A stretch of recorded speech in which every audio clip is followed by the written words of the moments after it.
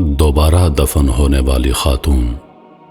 یہ اس عورت کی قبر ہے جس سے موت تو ایک بار آئی لیکن دفن 2 بار ہوئی۔ 2 بار دفن ہونے والی عورت کی عجیب کہانی۔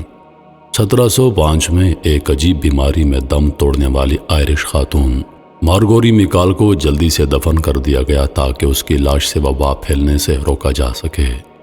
مارگوری کے خاوند نے اسے قیمتی انگوٹھی تحفہ دی، مگر اس کے مرنے کے بعد انگلیوں پر سوجن کی وجہ سے اس کے ہاتھ سے انگوٹھی اتارنے میں ناکام رہے اور انگوٹھی بھی اس کے ساتھ ہی دفن ہو گئی۔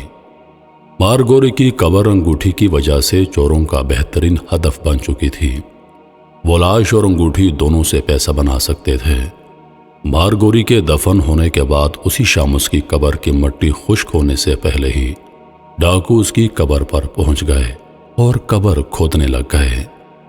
وہ کافی دیر تک انگلی سے انگوٹھی اتارنے کی کوشش کرتے رہے مگر انگوٹھی نہیں اتار سکے۔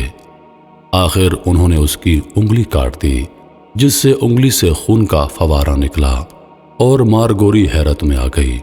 وہ اٹھ گئی اور چیخنے چلانے لگی۔ ڈاکو یہ سب دیکھ کر خوف کے مارے ڈھیر ہو گئے۔